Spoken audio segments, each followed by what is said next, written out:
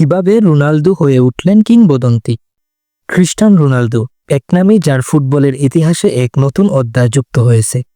কিভাবে একজন সাধারণ ছেলে হয়ে উঠলেন বিশ্বের সেরা ফুটবলার।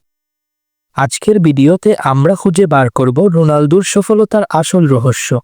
মাদেইরো দ্বীপের এক সাধারণ পরিবারে জন্মগ্রহণ করা রোনালদো ছোটবেলা থেকেই ফুটবলের প্রতি ছিল পাগল।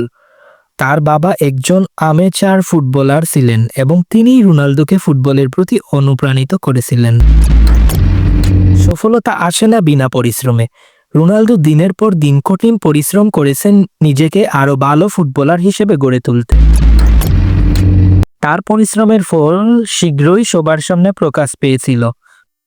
ম্যানচেস্টার ইউনাইটেড যোগ দেওয়ার পর রোনালদোর জীবনে আসে এক নতুন মাত্রা। স্যার অ্যালেক্স ফার্গুসনের তত্ত্বাবধানে তিনি দ্রুত পরিণত হন বিশ্বের সেরা ফুটবলারদের একজন। রিয়াল মাদ্রিদে যোগদানের পর রোনালদো নিজেকে প্রমাণ করেছেন ফুটবলের ইতিহাসের সর্বকালের সেরা গোলদাতা হিসেবে। পর্তুগাল জাতীয় দলকে নিয়ে রোনালদো একাধিক সাফল্য এনে দিয়েছেন। ইউরো কাপ জয় এবং নেশনস লিগ জয় তার ক্যারিয়ারের উজ্জ্বল অধ্যায়। রোনালদো কেবল একজন ফুটবলার নন, তিনি একজন অনুপ্রেরণা।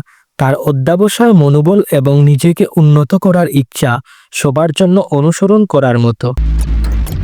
রোনালদোর সফলতার রহস্য খুবই সহজ: কঠিন পরিশ্রম, অধ্যবসায় এবং নিজেকে বিশ্বাস করা। তিনি আমাদের শিখিয়েছেন যে স্বপ্ন দেখলে এবং কঠোর পরিশ্রম করলে অসাধ্য কিছুই নেই।